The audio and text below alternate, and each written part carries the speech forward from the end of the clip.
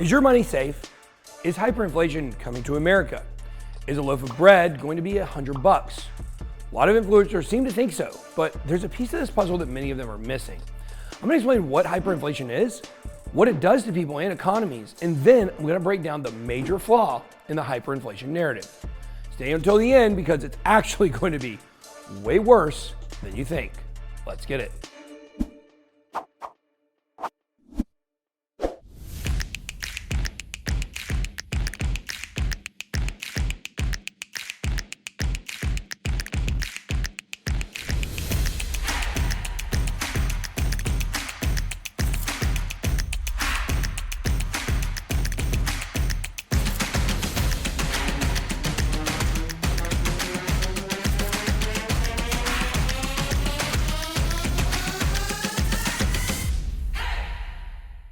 Welcome to BitSquad Crypto. My name is Ben.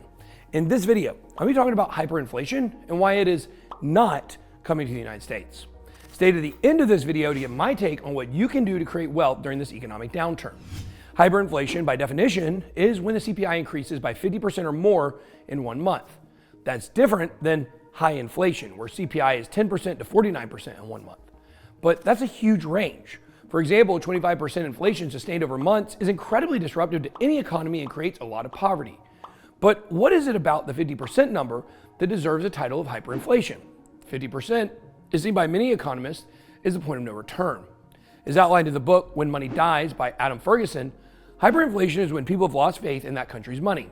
Economist Colin Roche defines hyperinflation as a disorderly economic progression that leads to a complete psychological rejection of the sovereign currency.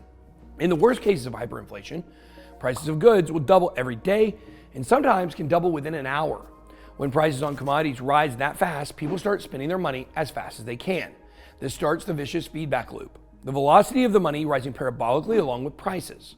Not only is a lot of money needed to do basic business, but there is a lot of it running through the economy, thus making prices go higher and the panic greater and on until you get a total collapse of the economy and soon after that, the government. It's a scary thing to think about, but it's happened several times over the past 100 years. The most notable was what happened in Weimar Germany in 1923, Zimbabwe in the 2000s, and most recently Venezuela in 2015. In the early 2000s, Venezuela was a thriving socialist state thanks to its vast oil reserves. The oil provided money for the massive government programs that President Nicolas Maduro had put in place. However, 2014, oil prices plummeted, and the country's economy took a nosedive. Without a capitalist system, there was nothing left to back up the government handouts once the price of oil started to head down. Venezuela's government, under pressure by President Maduro, began printing money, the bolivar, to finance its expenses, ultimately sparking hyperinflation. As prices skyrocketed, the bolivar's value evaporated. By 2018, the inflation rate reached a staggering 1.7 million%. The government attempted to curb the crisis by introducing a new currency, the sovereign bolivar. But this only provided temporary relief. The consequences of Venezuela's hyperinflation, well, they were severe. Citizens faced flood and medicine shortages, with many resorting to bartering for essential goods. Poverty rates soared, and millions of Venezuelans fled the country in search of better opportunities. To this day, Venezuela continues to grapple with the effects of hyperinflation, and its people bear the brunt of this ongoing crisis. Even though hyperinflation has been happening throughout the last century, no one at the central banks or federal government is learning any lesson from it. And while hyperinflation probably isn't possible in the US, more on that later, it's worth examining the potential consequences that such an event would have on the everyday lives of American citizens. After all, inflation doesn't have to hit 50% for things to get bad.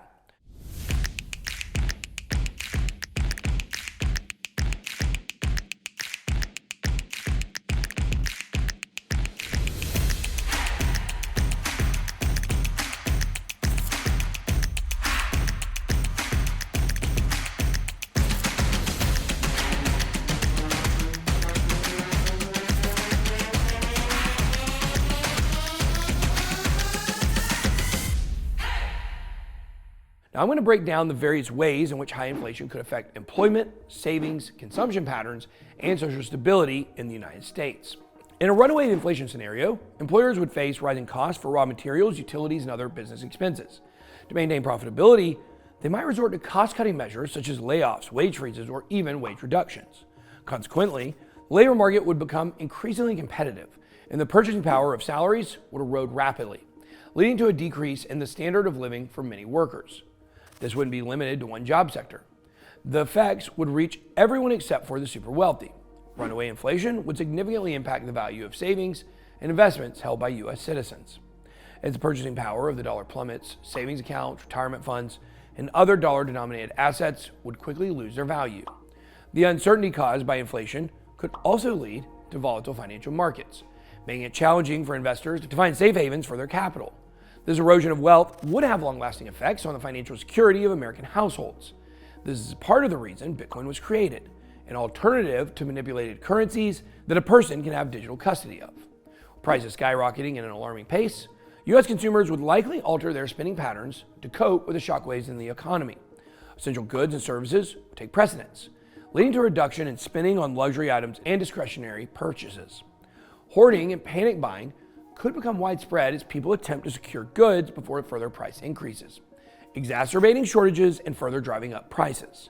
Think of the COVID toilet paper craze, but times 1,000 and with more desperation. In a runaway inflation scenario, the cost of borrowing would become prohibitively higher for both consumers and businesses, as lenders would demand higher interest rates to compensate for the rapidly diminishing value of the currency. This would result in decreased access to credit for the average American, hindering their ability to finance significant expenses such as education, home purchases, or starting a business. Defaults would also skyrocket, and large lending institutions would fold, leaving thousands out of work and feeding into the spiral.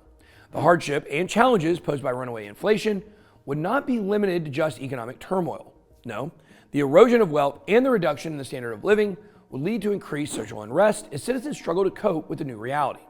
We've seen this time and time again throughout history. The old saying goes, society is only 3 meals away from anarchy. This unrest could manifest in various forms, including protests, strikes, or even an increase in crime rates as people become desperate to meet their basic needs. The unrest and the destruction of property is usually the tipping point of no return. It's like pointing a leaf blower at a campfire and turning it on. Things will get heated up and burn out quickly. Keep in mind that the scenarios I laid out don't just apply to hyperinflation. Even something like 15% inflation, drawn out over months, can have similar effects. So far, I've shown you a few ways that a high inflation environment can impact you on a personal level. But what is all this talk about how the US is headed for hyperinflation?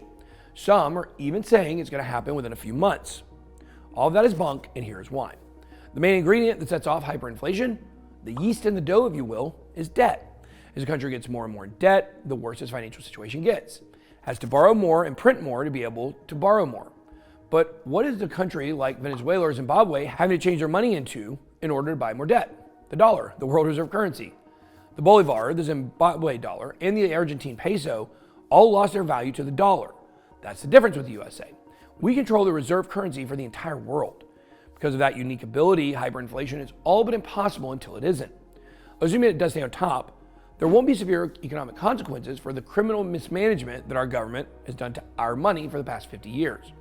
For us here in the United States, it'll be like a slow poisoning. Nothing getting better, everything slowly getting worse and worse until the whole game slides off the table. But that will take decades, if not 100 years. And that's if all things remain equal and nothing is corrected. A few years of balanced budgets or high GDP will slow the bleeding. But there is another scenario that could break the dollar and send all of the Western economies into a tailspin, and that's called BRICS, an alliance of countries led by China to depose the dollar as reserve currency. Now, BRICS deserves its own video, which is why we recently made one, so check it out. But it suffice to say that if there is a threat to the dollar's superiority, it'll come from China and the BRICS alliance. If that happens, thought would be swift and would make Venezuela look like Disneyland. So here's a lesson. The dollar is not an asset. In a credit economy like the one we have, only hard assets hold value. And the more you hodl, the safer and more rich you gonna be. That's all I got. Be blessed. BitBoy out.